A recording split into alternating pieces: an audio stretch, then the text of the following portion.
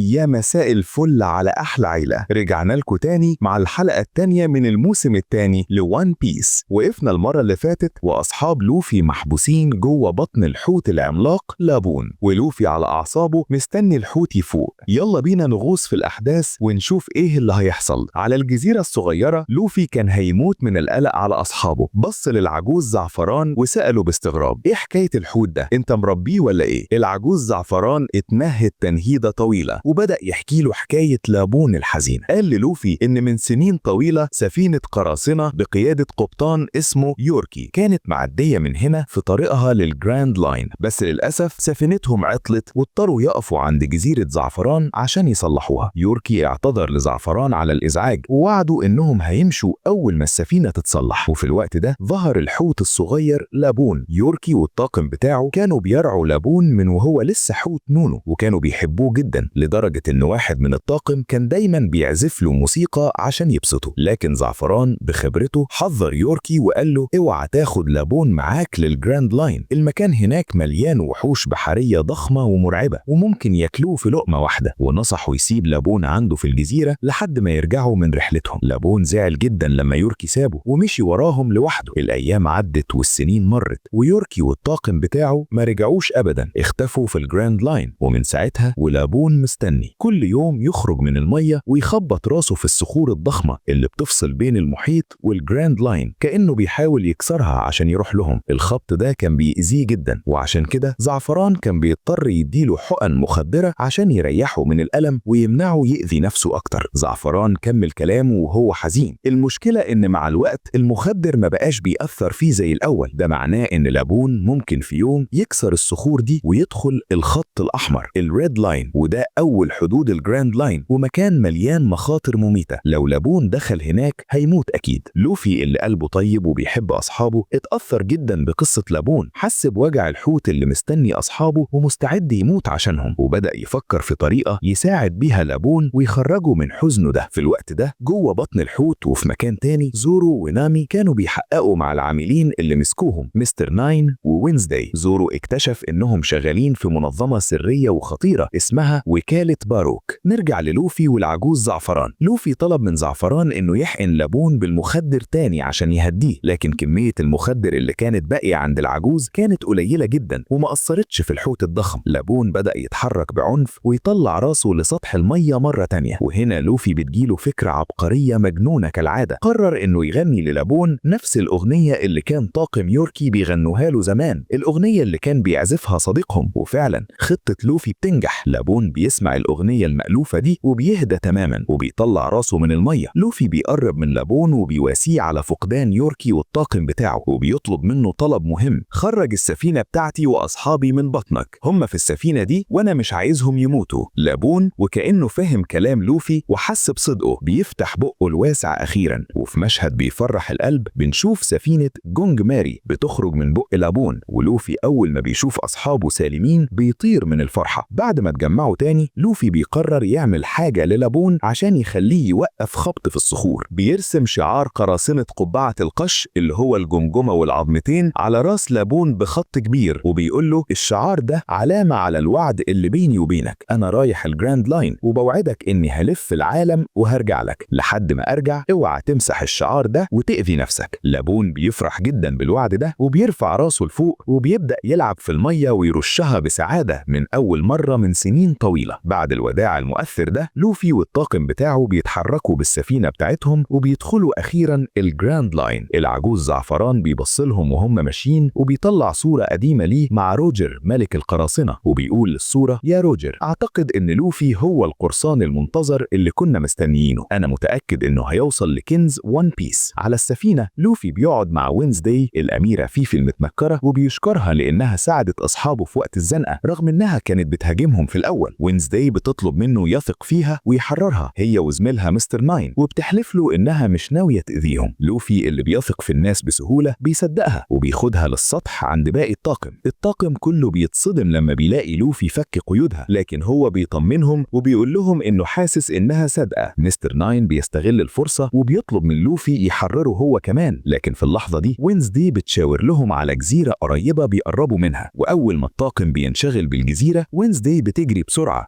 بتفك مستر ناين وبينطوا هما الاتنين في المية وبيهربوا للجزيرة. الجزيرة دي كان شكلها غريب شوية، كأنها متغطية بصبار عملاق، وعشان كده اسمها جزيرة الصبار. أول ما سفينة جونج ماري قربت من مرسى الجزيرة، الطاقم اتفاجئ بمشهد ما كانوش يتخيلوه أبدا. بدل ما يلاقوا هجوم أو ناس خايفة منهم لأنهم قراصنة، لقوا أهل الجزيرة كلهم متجمعين على الشط بيهلوا ويرحبوا بيهم ترحيب حار جدا، أغاني ومزيكا وناس بترمي ورد كأنهم أبطال قوميين راجعين من حرب منتصرين. وسط الزحمة دي ظهر راجل شكله محترم ولابس لبس أنيق، شعره متسرح بطريقة غريبة شوية، واسمه إجرام. الراجل ده رحب بيهم بحفاوة وقال لهم إن إحنا هنا في جزيرة الصبار بنعشق القراصنة وبنحب نسمع قصص مغامراتهم، وخصوصا لما يكون قرصان شجاع ومطلوب للعدالة زي الكابتن لوفي. اتفضلوا معانا، الجزيرة كلها تحت أمركم. طبعا لوفي اللي نقطة ضعفه الأكل والاحتفالات ما صدقش نفسه من الفرحة. سانجي كمان عينه لمعت لما شاف البنات الجميلات في الجزيرة بيرحبوا بيه. يوسف بدأ يعيش دور الكابتن العظيم ويحكي بطولاته الوهمية للناس اللي ملمومة حواليه. الوحيد اللي كان حاسس إن في حاجة غلط ومش طبيعية في الترحيب المبالغ فيه ده هو زورو. عينه كانت بتراقب كل حركة وكل شخص في المكان بحذر شديد جدا. إجرام خد الطاقم كله لأكبر حانة في الجزيرة وعمل لهم حفلة أسطورية.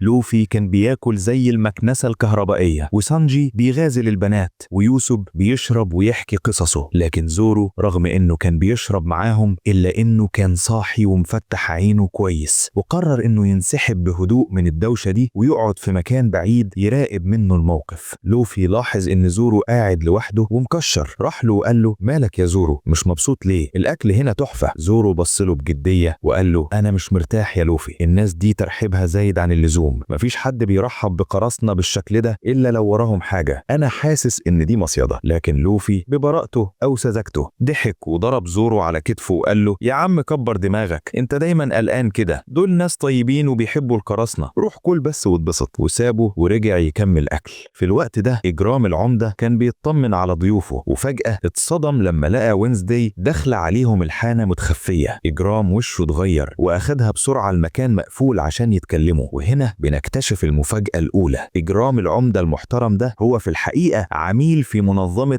الباروك ووركس، واسمه الحركي مستر 8. والجزيرة دي كلها بكل سكانها عبارة عن عش دبابير وعملاء للمنظمة، شغلتهم إنهم يستدرجوا القراصنة اللي لسه داخلين الجراند لاين ويسكروهم ويأكلوهم لحد ما يناموا، وبعدين يقضوا عليهم ويسلموهم للبحرية عشان ياخدوا المكافآت اللي على راسهم. في نفس اللحظة اللي إجرام كان بيكلم فيها وينزداي، نامي اللي كانت عاملة نفسها سكرانة ونايمة فتحت عينها نص فتحة وشافت واحد من أهل الجزيرة بيسحب جثة قرصان تاني من حانة تانية عشان يخبيها. نامي فهمت اللعبة فورا، وبخفة حركتها هجمت على الراجل ده وضربته على راسه فوقعته في الأرض. أما زورو اللي كان صاحي تماما لقى 2 من أهل الجزيرة جايين عليه ومعاهم أسلحة، وفي لمح البصر سحب سيوفه وبحركة واحدة سريعة قضى عليهم هما الاتنين. الجو في الجزيرة اتغير 180 درجة، الاحتفال اتقلب لمعركة. إجرام ووينزداي سمعوا الدوشة وعرفوا إن خطتهم اتكشفت. إجرام قال لوينزداي بسرعة: الخطة باظت. أما زورو فقرر إنه ينزل الحانة الرئيسية عشان يساعد سانجي ويوسف. أول ما زورو دخل الحانة لقى عدد كبير جدا من عملاء المنظمة ومعاهم مستر ناين اللي هرب منهم الصبح. مستر ناين أمر رجالة المنظمة إنهم يهجموا على زورو ويقطعوه حتت، لكن زورو اللي كان بيعتبر المعركة دي مجرد تسخين اتحرك بسرعة البرق وسطيهم. سيوفه كانت بتلمع في الضلمة وكل ضربة كانت بتوقع واحد منهم. في دقايق معدودة الحانة كلها كانت مليانة بعملاء المنظمة المرميين على الأرض. وهو بيقاتل لمح بنتين من العملاء خاطفين سانجي ويوسف اللي كانوا لسه دايخين من الشرب. زورو ما قدرش يمسك نفسه من الضحك على منظرهم، بس في نفس الوقت اتدخل بسرعة، قضى على البنتين ورمى لسانجي ويوسف سيوفهم وقال لهم: فوقوا يا شوية أغبياء، احنا في فخ، روحوا على السفينة بسرعة وانا هحصلكم. زورو كمل معركته مع مستر ناين والرجالة اللي فاضلين. فجأة ظهرت عاملة تانية قوية اسمها مانداي وهجمت زورو مع مستر ناين. المعركة بقت أصعب شوية، لكن زورو بمهارته الخرافية وقوته قدر يغلبهم هما الاتنين ويعجنهم في الأرض. في الوقت ده نامي كانت بتحاول تسحب لوفي النايم بعيد عن الدوشة، ولمحت إجرام ووينزداي بيجروا. وينزداي وقفت فجأة وبصت لنامي وقالت لها بصوت مليان يأس: انتوا مش فاهمين حاجة، في حاجات كتير انتوا ما تعرفوهاش عن المنظمة دي. إجرام إجرام ووينزداي فجأة ركعوا على الأرض قدام نامي وطلبوا منها السماح. قالوا لها إنهم عايزين يعترفوا بالحقيقة كلها، لكن قبل ما ينطقوا بكلمة تانية حصل انفجار ضخم هز المكان كله. ظهر من وسط الدخان شخصيتين مرعبين، مستر فايف ومستر فالنتاين اللي شفناهم في أول حلقة خالص. مستر فايف اللي عنده قدرة غريبة إنه يخلي أي جزء من جسمه حتى المخاط بتاعه ينفجر، كان بيضرب نار وقنابل في كل حتة. بصلهم باحتقار وقال انتوا خونة، وأوامر القائد مستر زيرو واضحة، الخونة لازم يموتوا. مستر فايف بدأ يضرب قنابل متفجرة عليهم. نامي وإجرام ووينزداي استخبوا بسرعة ورا صخرة كبيرة. فالنتاين اللي عندها قدرة تتحكم في وزنها، ممكن تبقى خفيفة زي الريشة أو تقيلة زي الطن، طارت في الهواء وبدأت تنده على وينزداي باسم غريب جدا خلى نامي ولوفي اللي كان بدأ يفوق من صوت الانفجارات يبصوا لبعض بصدمة. فالنتاين كانت بتقول اطلعي ياه صاحبة السمو. صاحبة السمو يعني ايه الكلام ده؟ وينزداي اللي كانوا فاكرينها قرصانة تافهة طلعت الأميرة فيفي، أميرة مملكة ألاباستا العظيمة. إجرام اللي بينهج من الوجع بعد الانفجار كمل كلامه لوفي اللي فاق وفهم إن في معركة وقال له بصوت ضعيف وينزداي مش قرصانة، دي الأميرة فيفي أميرة مملكة ألاباستا العظيمة، أرجوك يا كابتن لوفي احميها وصلها لمملكتها سالمة. الصدمة كانت مرسومة على وش لوفي ونامي وهم بيسمعوا كلام إجرام. وينزداي اللي كانوا فاكرينها قرصانة تافهة طلعت الأميرة فيفي أميرة مملكة ألاباستا العظيمة، أنا قائد الحرس الملكي بتاعها، إحنا تسللنا لمنظمة الباروك عشان نعرف مين اللي بيدمر مملكتنا من جوه، وأرجوك يا لوفي احميها ووصلها لألاباستا سالمة. لوفي اللي ما بيحبش يشوف حد مظلوم خصوصا لو كان صاحب مبدأ، عينيه لمعت بالتحدي وقال لإجرام ما تخافش أنا هحميها. إجرام ابتسم بارتياح وبص لفيفي بنظرة وداع أخيرة وطلب منها إنها تمشي مع طاقم قبعة القش فورا عشان يهربوا من مستر فايف وفالنتاين، لكن إجرام ما كانش ناوي يستسلم بسهولة. رغم إصابته وقف ببطء شديد وواجه مستر فايف وفالنتاين اللي كانوا بيضحكوا بسخرية. إجرام سحب من شعره الغريب ده بنادق، أيوة بنادق متخبية في شعره، وبدأ يضرب نار بكثافة عليهم. كان هدفه الوحيد إنه يعطلهم ويكسب وقت لوفي وفيفي عشان يهربوا. لوفي اللي فهم تضحية إجرام ما ضيعش وقت، طلعوا كلهم على سفينة جونج ماري بسرعة البرق. في نفس الوقت إجرام كان بيقاتل بشراسة، لكن مستر فايف كان أقوى بكتير بضربة قوية من قنابله المخاطية اللي بتنفجر بمجرد ما تلمس أي حاجة. فجر المكان اللي إجرام واقف فيه تماما. الانفجار كان ضخم جدا على السفينة. فيفي شافت الانفجار بعينيها وانهارت من البكاء، كانت عارفة إن إجرام ضحى بحياته عشانها. صرخت باسمه. تاني يوم الصبح على الجزيرة المدمرة مستر ناين شريك فيفي القديم لسه عايش بس متصاب. قالوا له انت شريك الخاينة وينزداي، لازم تساعدنا نلاقي فيفي ونقتلها والا هنخلص عليك انت كمان. لكن مستر ناين اللي كان في قلبه شوية طيبة او يمكن كان معجب بفيفي رفض خيانتها، قفل بقه وما ردش عليهم. كده المنظمة قطعت اي خيط ممكن يوصلهم لفيفي من خلال مستر ناين. نرجع للسفينة. الجو كان كئيب وحزين. لوفي والطاقم قاعدين حوالين فيفي اللي كانت لسه بتبكي، كانوا متأثرين جدا باللي حصل وعايزين يعرفوا القصة الكاملة. فيفي بدموع في عينيها قررت انها تكسر صمتها وتخلص من حزنها عشان تنتقم لإجرام. مسحت دموعها وبصت لهم بقوة وقالت لهم انا اسمي الحقيقي نيفرتاري فيفي، انا اميرة مملكة ألاباستا. المنظمة اللي اسمها الباروك ووركس دي بعتت عملائها لمملكتي وزرعوا الفتنة والشك بين الناس، خلوهم يكرهوا بعض لحد ما قامت حرب أهلية طاحنة دمرت البلد. فيفي كملت وهي بتعض على شفايفها وقالت عشان كده انا وإجرام قررنا نتنكر وننضم للمنظمة دي كقتلة مؤجرين عشان نكتشف مين الزعيم اللي ورا كل الخراب ده وندمره. وبعد شهور من البحث والمخاطرة قدرنا نوصل لسر خطير، السر اللي هيدمر المنظمة دي من جذورها. الطاقم كله قرب منها بفضول عشان يسمعوا السر ده. فيفي قالت بصوت واطي ومتردد احنا عرفنا الهوية الحقيقية للرئيس المجهول للمنظمة مستر زيرو. هو في الحقيقة وقبل ما فيفي تنطق الاسم حصلت حاجة غريبة جدا، الجو اتغير والسماء اللي كانت صافية بدأت تمطر، بس مش مية، دي كانت بتمطر ورق ورد،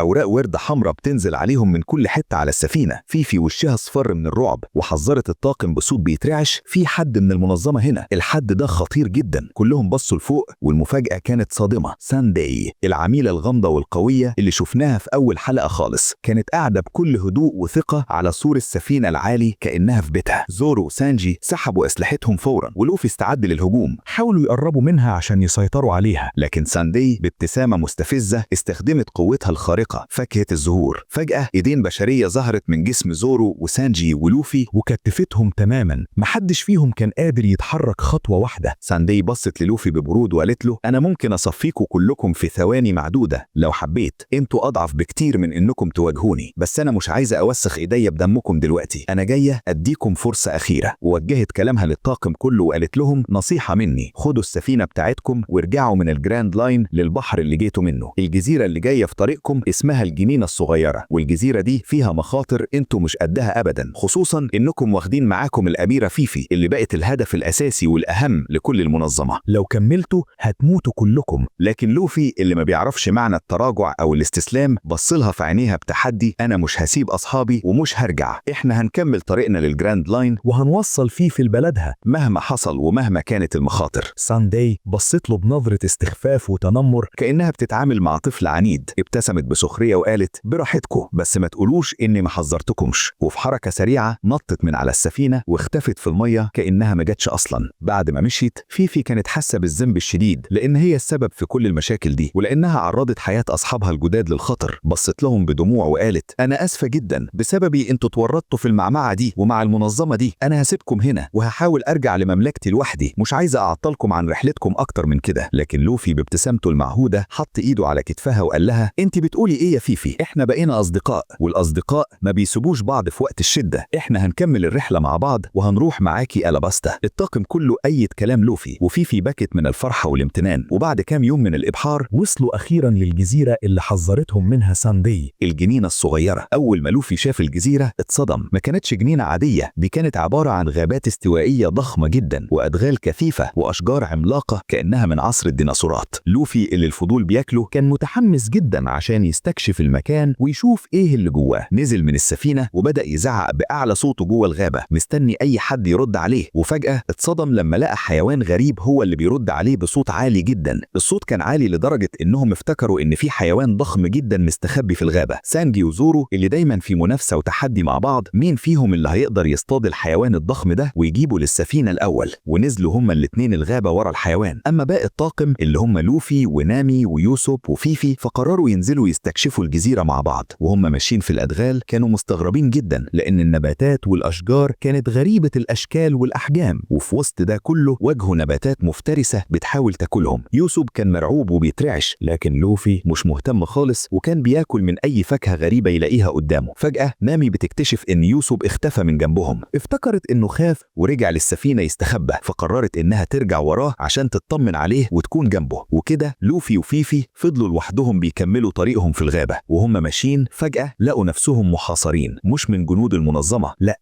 من مجموعة من الديناصورات العملاقة، ديناصورات حقيقية عايشة في الجزيرة دي. لكن لحسن الحظ الديناصورات دي ما كانتش مفترسة، كانت بتاكل العشب. لوفي بتهوره المعتاد جري ناحية ديناصور ضخم عشان يركب فوق ظهره. فيفي صرخت فيه وحذرته يا لوفي اوعى، دي حيوانات برية ممكن تأذيك. لكن لوفي ما سمعش الكلام، نط فوق الديناصور ومد ايده لفيفي وطلعها تركب معاه. وهو بيضحك قال لها بص من هنا، الجزيرة شكلها تحفة من فوق. فيفي ابتسمت رغم خوفها وقالت له المنظر حلو بس مملكتي ألاباستا أحلى بكتير، وبدأت تحكي له عن قصرها وحياتها هناك. لوفي فهم من كلامها إنها مشتاقة جدا ترجع لأهلها ولبلدها، ووعدها مرة تانية إنه هيوصلها بأمان. فجأة لوفي اللي معدته هي اللي بتمشيه شم ريحة أكل حلوة جدا قريبة منهم، طلب من الديناصور اللي اعتبروا صاحبه خلاص إنه يمشيهم ناحية الريحة دي. في نفس الوقت في مكان تاني في الغابة زورو وسانجي كانوا لسه بيدوروا على الصيدة بتاعتهم، وفجأة طلع عليهم ديناصور مفترس ضخم جدا، تيركس. الديناصور فتح بقه عشان ياكلهم، لكن سانجي طار في الهواء وضرب الديناصور بركلة قوية جدا في وشه. وفي نفس اللحظة زورو اتحرك بسرعة وقطع رجلين الديناصور بسيفه. الديناصور وقع ميت في لحظة. بعد المعركة دي زورو سمع صوت حركة غريبة بين الشجر، ساب سانجي وراح يشوف فيه ايه. فجأة شخص سريع جدا اتحرك من جنبه. قبل ما زورو يلف وشه حس بحاجة غريبة في رجله، بص تحت لقى علامة لونها أصفر مرسومة على رجله. وفي نفس اللحظة دي عينين زورو اتحولت للون الأصفر وبان عليه إنه واقع تحت تأثير سيطرة حاجة أو حد غريب وما بقاش حاسس باللي حواليه. نرجع للوفي وفيفي. وصلوا لمكان الريحة اللي لوفي شمها ولقوا كمية أكل ضخمة جدا مرصوصة فوق بعضها. لوفي طار من الفرحة وبدأ يحشف بقه من غير ما يفكر. فيفي حاولت تمنعه وقالت له يا لوفي استنى، الأكل ده أكيد بتاع حد من أهل الجزيرة، ما ينفعش تاكله شكله كده. وفعلا كلام فيفي طلع صح. فجأة الأرض اتهزت تحت رجليهم وظهر من ورا الشجر عملاق حقيقي ضخم جدا أطول من الشجر، وكان باين عليه إنه غضبان جدا لأنهم كلوا الأكل بتاعه. أما نامي ويوسف سمعوا صوت حركة ضخمة بتقرب منهم. فجأة ظهر قدامهم عملاق تاني. العملاق ده بصلهم من فوق وطلب منهم بصوت رعد إنهم يدوله أي حاجة يشربها. نامي اللي كانت مرعوبة شاورت له على برميل مشروبات كبير في السفينة بتاعتهم. العملاق شال البرميل زي كوباية المية وشربوا كله في ثواني. بعد ما شرب العملاق بصلهم وقال لهم أنا بحب آكل بعد ما أشرب، ومد ايده الضخمة جدا ناحيتهم ومسكهم هما الاتنين وشالهم وأخدهم معاه للكهف بتاعه عشان يطبخهم وياكلهم. وهنا بتخلص حلقتنا. استنونا في حلقة جديدة وجزء جديد. أشوفكم الحلقة الجاية. سلام.